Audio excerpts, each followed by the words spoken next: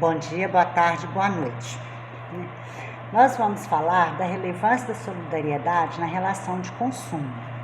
Para falar da solidariedade, precisamos antes saber do que se trata. Assim, ressaltamos que há vários tipos de solidariedade, porém nós vamos adentrar apenas em duas, que é a solidariedade ativa e a solidariedade passiva, ambas expressas no Código Civil. A solidariedade ativa é a relação jurídica entre credores de uma só obrigação e o devedor comum, em virtude da qual cada um tem o direito de exigir desde o cumprimento da prestação por inteiro, pagando o débito, por inteiro a qualquer um dos concorrentes. O devedor exonera-se da obrigação. Já na solidariedade passiva, define a lei que sempre com a mesma obrigação de concorrer mais de um credor ou mais de um devedor, cada um com um direito ou uma obrigação à dívida toda. Neste ponto, nós devemos ressaltar que na obrigação ativa, é muito comum em conta conjunta, de marido e mulher, então a obrigação ativa. Na passiva, é muito comum aqui, é o tipo do crédito amigo, que é feito pelo Banco do Nordeste. Tem um credor e vários devedores, então todos eles são responsáveis pela mesma obrigação, tá? Beleza, a partir daí nós vamos adentrar no Código de Defesa do Consumidor, E nós precisamos, antes de tudo, esclarecer do que se trata. O Código de Defesa do Consumidor traz uma definição para a gente, de que consumidor é toda pessoa física, jurídica, que adquire ou utiliza algum produto ou serviço com destinatário final. E que fornecedor é toda pessoa física ou jurídica também, pública, privada, nacional, estrangeira, bem como os entes personalizados, que desenvolve atividade de produção, montagem, criação, construção, transformação, importação, exportação, distribuição, comercialização de produtos ou prestação de serviço. Ele define que produto é qualquer bem móvel, ou material ou imaterial, e que serviço é qualquer atividade, fornecida no mercado de consumo, mediante remuneração, inclusive de natureza bancária, financeira, crediária, salvo os decorrentes das relações de trabalho.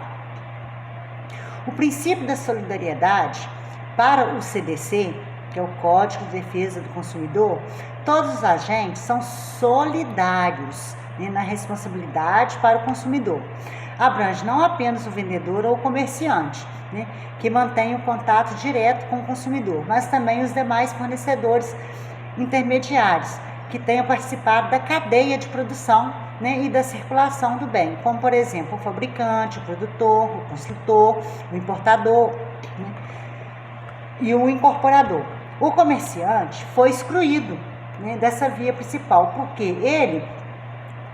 ele tem uma relação de consumo em massa, não tem como ele ter um controle sobre a segurança, a qualidade das mercadorias, porque ele recebe as mercadorias fechadas, lacradas, embaladas, e pode, por exemplo, igual alguns grandes supermercados, não tem como ele fazer um controle de toda a mercadoria que ele recebe. Então ele pode receber uma mercadoria que venha com algum problema direto do fabricante, Então não tem como ele mexer, O comerciante não tem como ter o poder de alterar ou controlar as técnicas da fabricação, da produção, da importação, Embora o comerciante tenha sido excluído das responsabilidades solidárias, no que está totalmente isento da possibilidade, ele não está totalmente isento da responsabilidade pelo defeito do produto, já que o legislador, quem fez a lei, não excluiu ele de algumas responsabilidades.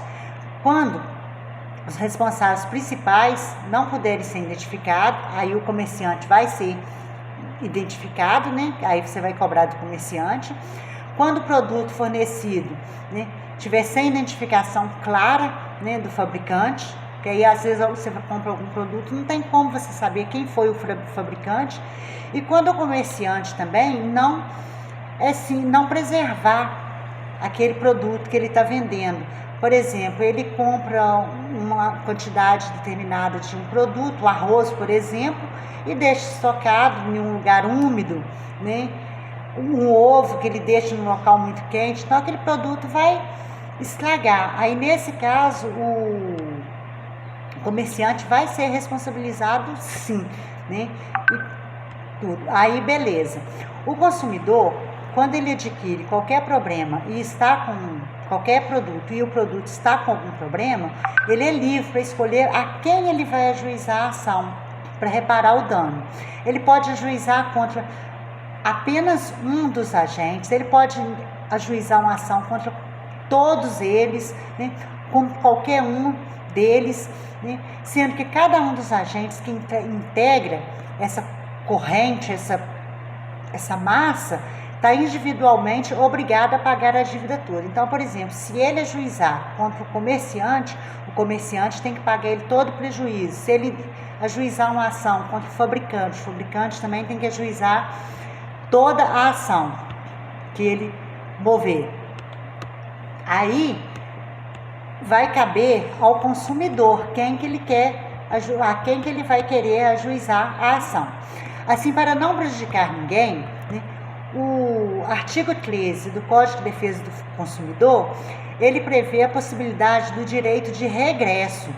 Porque o que acontece o direito de regresso? Assim que aquele fornecedor efetivar o pagamento, né, para o consumidor, ele terá direito de cobrar do outro, né, os danos, para ele não ficar no prejuízo total.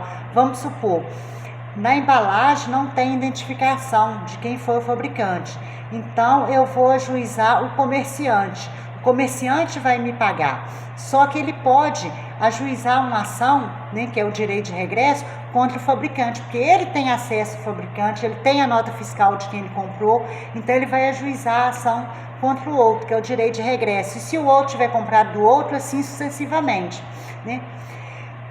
Ainda, sobre essa responsabilidade solidária, existem os vícios que envolvem o produto in natura, né? Esses produtos in natura, a responsabilização é limitada ao fornecedor imediato, né?